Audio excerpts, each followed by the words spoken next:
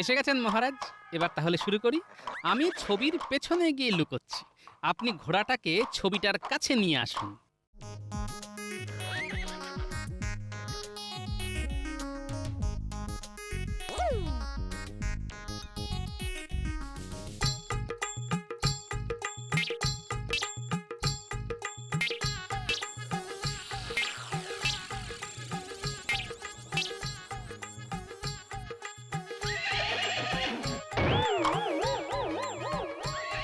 তার মানে পরিকল্পনা মতো কাজ হয়েছে মহারাজ।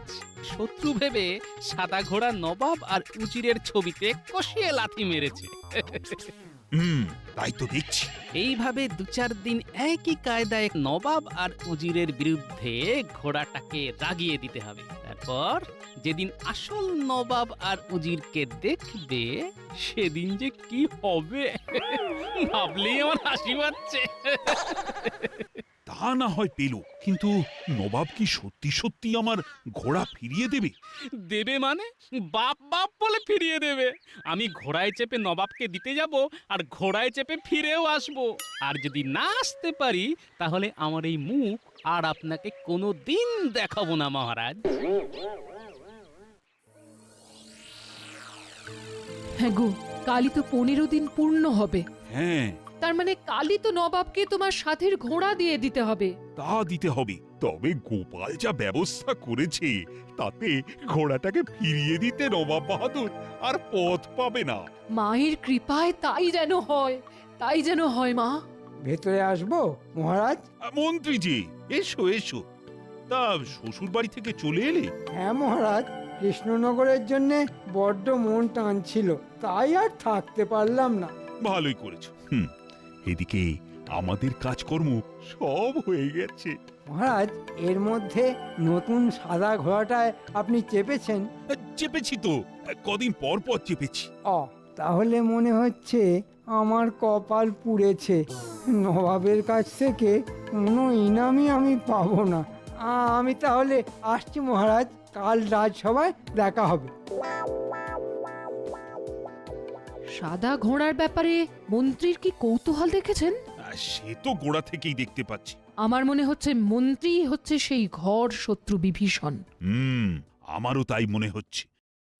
সাবধানে যেও গোপাল। কোনো চিন্তা করবেন না মহারাজ, সকালে যাচ্ছি, বিকেলে ঠিক ফিরে আসবো। কিরে, তোকে নিয়ে ফিরে আসতে পারবো না? এই তো আসছি মহারাজ।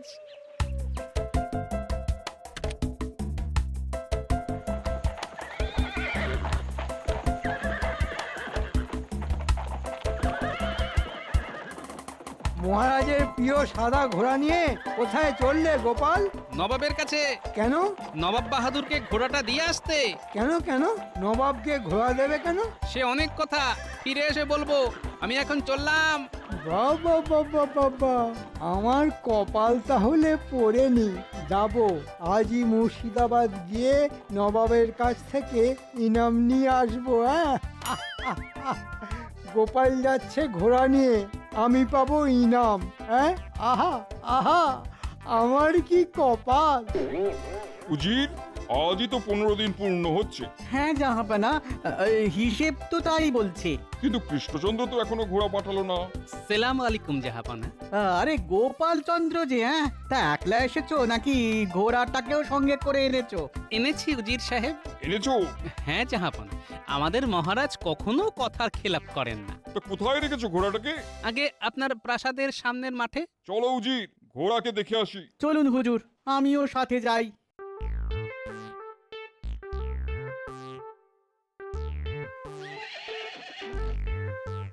ইয়া আল্লাহ, কিতনা খুবসুরত!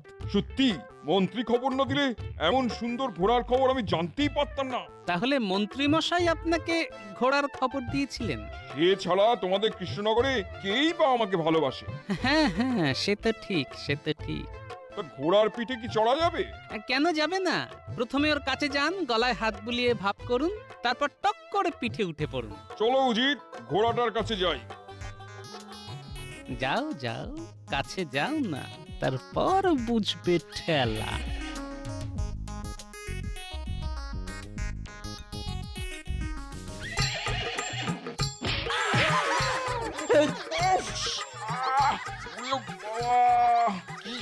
মুখে লাথি মারলো। বাবারে, পড়ে গিয়ে মাজায় কি লাগলো ওরে বুঝি। আর ঘর সব ভেঙে গেল। ও গোপাল, এ কেমন ঘোড়া, মুখে সপাটে লাথি মারে কেন? আসলে অবোধ অবলা জীব তো আপনাকে ঠিক চিনতে পারেনি জাহাপানা। যান যান, আর একবার কাছে গিয়ে ওর সাথে ভাব করার চেষ্টা করুন। বলছো?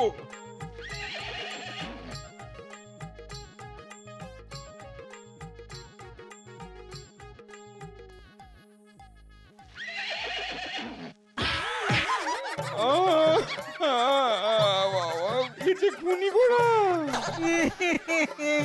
পুরো খুনি। একে আমার চাই না। উড়ি বাবা রে বাবা। উফ। না চাই না একে আমাদের চাই না। তাহলে একে নিয়ে আমি কি করব? সেসব আমি জানি না। এই বজ্জাত খুনি ঘোড়াটাকে নিয়ে এক্ষুনি আমার চোখের সামনে থেকে দূর হও।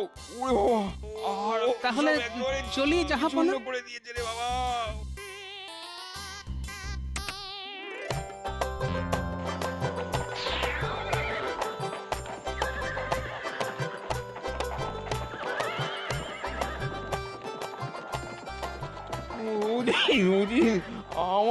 আমায় ধরে তুলো। আমি যে নিজেই উঠে দাঁড়াতে পারছি না। জাহাপনা, আমার ইনাম। ইনাম? তোমার ইনাম? এই কে আছিস? আদেশ করুন জাহাপানা। এই হাড় বজ্জাতটাকে ভালো করে দড়ি দিয়ে বেঁধে আচ্ছা করে মুগুর পেটা করে হাড় গোড় সব ভেঙে দিবি। এটাই হবে ওর ইনাম। ও ও নবাব বাহাদুর, দয়া করে আমাকে মারবেন না। আমি কি দোষ করেছি? আমি কি দোষ করেছি?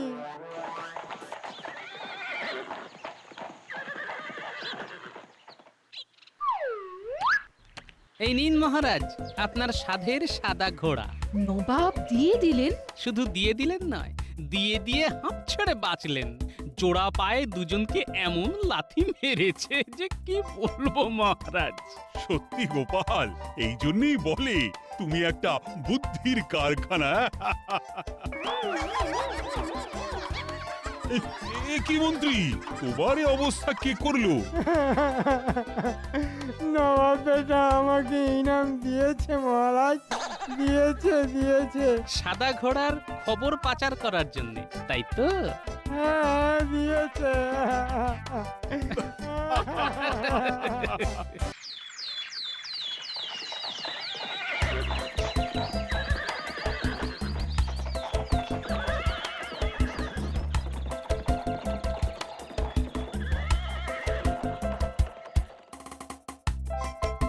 বলিহারি শখ বাবা আপনার। এতগুলো টাকা খরচ করে ঘোড়া কেনার মানে কি? আচ্ছা আচ্ছা, আপনার রাস্তা বলে কি ঘোড়ার অভাব পড়েছে? হ্যাঁ, আমার রাস্তা বলে ঘোড়ার অভাব না হলেও এরকম ঘোড়া কিন্তু নেই। দেখলে তুমিও অবাক হয়ে যাবে। দুধের মতো গায়ের রং, তারপর যেমন তেজি তেমন বাধ্য। শুনেছি এই ঘোড়া নবাবের কাছেও নেই। সবই বুঝলাম, কিন্তু এই ঘোড়ার খবর যখন নবাবের কানে যাবে তখন তিনি আবার চেয়ে বসবেন না তো? আরে বাবা, তুমি খামোখাই উতলা হচ্ছ রানী। আমার ঘোড়া কেনার খবর নবাবের কানে যাবে কি করে? কি করে যাবে সেটা জানি না, তবে আপনার তো আবার ঘরের শত্রু বিভীষণের কোনো অভাব নেই। আরে না না, অত দুশ্চিন্তা করো না। শোনো, আমি এখন রাজসভায় যাচ্ছি, কেমন? আজ তোমাদের সকলকে এমন একটা জিনিস দেখাবো যা দেখলে পরে অবাক হয়ে যাবে। কি মহারাজ, কি? এলেই দেখতে পাবে। কি এমন জিনিস আজ মহারাজ দেখাবেন? কিছুই তো বুঝতে পারছি না।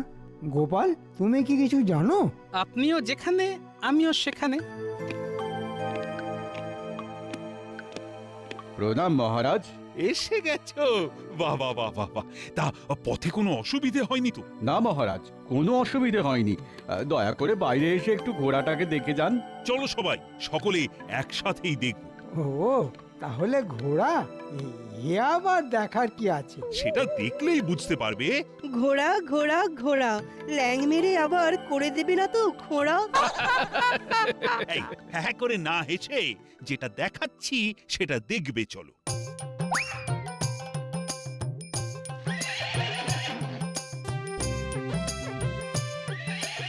আহা!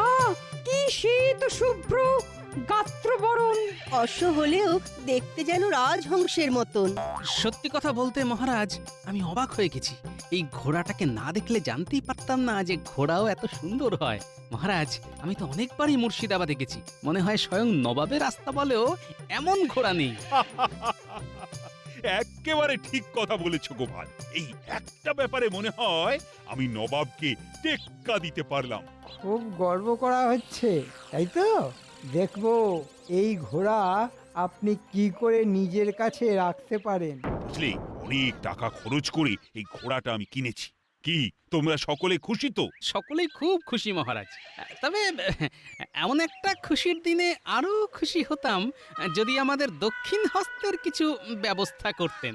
ছোটয় নাতায় গোপালের শুধু খাওয়ার চিন্তা। কি করব মহারাজ, ওই খেয়ে খেয়েই তো আমার মধ্যপ্রদেশের এই অবস্থা হয়েছে মহারাজ।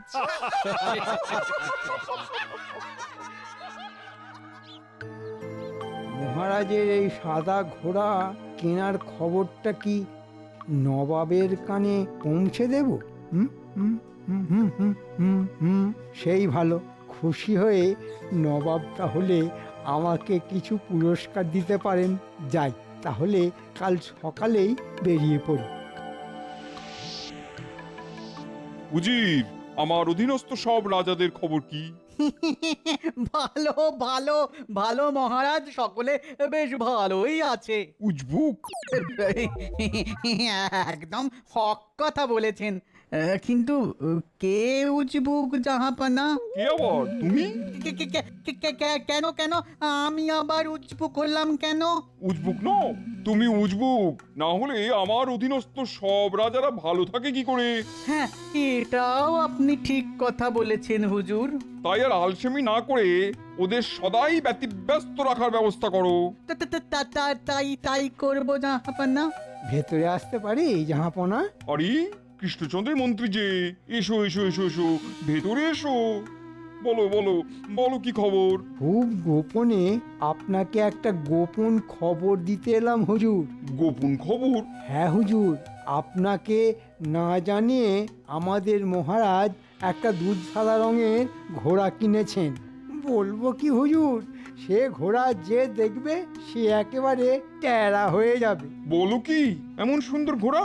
হ্যাঁ জাহাপনা, তাই তো আমাদের মহারাজ সকলের সামনে খুব গর্ব করে বলেছেন যে এমন একটা ঘোড়া কিনে তিনি আপনাকে টেক্কা দিতে পেরেছেন। শোনো শোনো উজি, কৃষ্ণচন্দ্র কি বলেছে শোনো।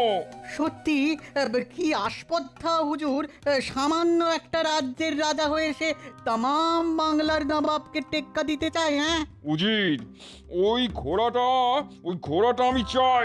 নবাব মনে হয় বেশ তেতে গেছে, ওকে আরও তাতিয়ে দিতে হবে। চাইলেই কি আর আমাদের মহারাজ ঘোড়াটা দিতে রাজি হবে? খামোশ! না দিলে আমি কেড়ে নেবো। শুধু ঘোড়া নয়, সেই সঙ্গে গোটা কৃষ্ণনগরটাকেও কেড়ে নেবো। যাও যাও, তোমাদের রাজাকে বলে দাও। এ মা, এ কি কথা বলছেন জাহাপনা? আমি যদি বলতে যাই তাহলে মহারাজ বুঝে যাবেন যে ঘোড়ার খবরটা আমি আপনাকে বলে দিয়েছি। তখন তো তিনি আমার গর্দান নিয়ে নেবেন হুজুর। মন্ত্রী কিন্তু একেবারে ঠিক কথা বলছে হুজুর। ঠিক আছে ঠিক আছে, তুমি কৃষ্ণনগরে ফিরে যাও।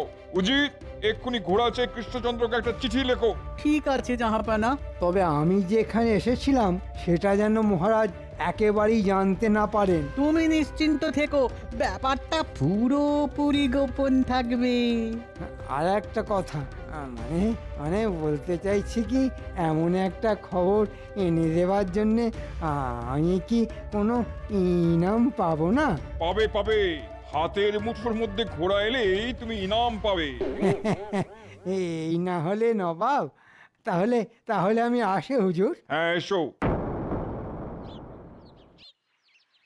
প্রণাম মহারাজ। কি খবর প্রহরী? আগে মুর্শিদাবাদ থেকে নবাবের দূত একটা চিঠি নিয়ে এসেছে। এই সাত সকালে নবাবের দূত? গোপাল, চিঠিটা পড়ো দেখি। কৃষ্ণচন্দ্র, শুনলাম আমাকে না জানিয়ে শুধু আমাকে টেক্কা দেবার জন্যে তুমি নাকি একটা খুব সুন্দর সাদা ঘোড়া কিনেছো। সর্বনাশ! ঘোড়া কিনতে না কিনতেই সেই খবর নবাবের কানে পৌঁছে গেল কি করে? তোমার এই সাদা ঘোড়াটা কিন্তু আমার চাই, না দিলে আমি তোমার রাজ্য কেড়ে নেব। কথাটা মনে রেখো। এখন কি করবে সেটা আমার দূতের হাতে পত্র মারফত জানিয়ে দিও। ব্যাস, হয়ে গেল। হায় হায় হায়, আমার অমন সাধের ঘোড়া এবার হাতছাড়া হয়ে গেল। এমন ব্যবস্থা করে দেব না যে ওই ঘোড়া নিয়ে নবাব বাহাদুর কেঁদে আর কুল পাবেন না। এই, তুমি কি করতে চাইছো বলো তো? তেমন কিছু না, শুধু ওই লোভী নবাবকে একটু ভালো রকমের শিক্ষা দিতে চাইছি। কিন্তু কি করে? একটু ভাবতে দিন মহারাজ, সময় এলেই সেটা বলবো। আপনি শুধু এখন পত্র মারফত জানিয়ে দিন যে আপনি ঘোড়া দিতে রাজি। তবে ঘোড়াটা এখন একটু অসুস্থ, তাই ওকে সুস্থ করে 15 দিনের মধ্যে মুর্শিদাবাদ পাঠিয়ে দেবেন। চলুন মহারাজ, তাড়াতাড়ি চিঠি লিখে দূতের হাতে দিয়ে দিন। কি জানি বাবা, তুমি যে কি করতে চাইছো। জাহাপানা, মহারাজ কৃষ্ণচন্দ্র এই পত্রটা পাঠিয়েছেন। ঠিক আছে, তুমি যাও। উজির, পত্র পড়ো। নবাব বাহাদুর, আমি ঘোড়া দিতে রাজি, কিন্তু অনেক দূর থেকে এসেছে তো, তাই পথের ধকলে ঘোড়াটা একটু অসুস্থ হয়ে পড়েছে। তাই ওকে সুস্থ করে 15 দিনের মধ্যেই আমি মুর্শিদাবাদ পাঠিয়ে দেব। আহা, কি মজা! ওই সুন্দর সাদা ঘোড়াটা 15 দিন পরেই আমার হয়ে যাবে। কি আনন্দ! এই কৃষ্ণচন্দ্র তাহলে এক কথাতেই রাজি হয়ে গেল। হবে না মানে? না হলে তো রাজ্যই চলে যাবে।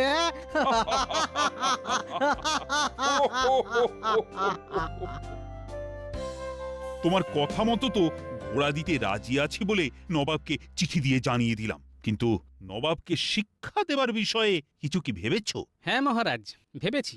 তবে সব ব্যাপারটা কিন্তু খুব গোপনে করতে হবে। কেন গোপনে কেন? কারণ আপনার তো আর ঘর শত্রু বিভীষণের কোনো অভাব নেই। ঠিকই বলেছ, না হলে আমার ঘোড়া কেনার খবরটা এত তাড়াতাড়ি নবাবের কানে পৌঁছে গেল কি করে? তোমার রানীমাও কিন্তু আমাকে আগেই এই কথা বলেছিল।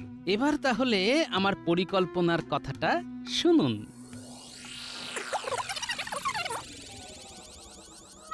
বাহ বাহ, এর মধ্যে এত কিছু ভেবে ফেলেছ। সত্যি গোপাল, তোমার বুদ্ধির কোনো তুলনা নেই। তোমার মাথা যেন একটা চলমান বুদ্ধির কারখানা। ভেতরে আসবো মহারাজ? আরে চিত্রকর যে, এসো এসো এসো। তা গোপালবাবু হঠাৎ করে আমাকে ডেকে পাঠাবার কারণ? তোমাকে দুজন মানুষের পূর্ণ মাপের ছবি আঁকতে হবে। মহারাজ আর মহারানীর ছবি কি? না না, আমাদের ছবি নয়। তোমাকে নবাব আর উজিরের ছবি আঁকতে হবে। আচ্ছা, আশা করি নবাব আর উজিরকে তুমি দেখেছো? দেখবো না কেন, বহুবার দেখেছি। ওদের চেহারা আমার মনের মধ্যে আঁকা হয়ে আছে। তাহলে তো ঝামেলা মিটেই গেল। শোনো চিত্রকর, খুব ভালো করে দুজনের দাঁড়ানো ছবি একটা মোটা কাপড়ের ওপর পাশাপাশি আঁকতে হবে। তারপর সেটা একটা কাঠের কাঠামোর উপর সাঁটিয়ে দিতে হবে। হয়ে যাবে। এমন ছবি আঁকবো দেখে মনে হবে জীবন্ত। তা কদিনের মধ্যে এঁকে দিতে পারবে? কদিনের মধ্যে এঁকে দিতে হবে বলুন? ধরো 1 সপ্তাহের মধ্যে। চিন্তা করবেন না, তার আগেই হয়ে যাবে। ঠিক মতো কাজ করতে পারলে উপযুক্ত পারিশ্রমিক পাবে। আমি আজ থেকেই কাজ শুরু করে দিচ্ছি। আগে ছবিটা হয়ে যাক, তারপর শুরু হবে ঘোড়ার তালিম।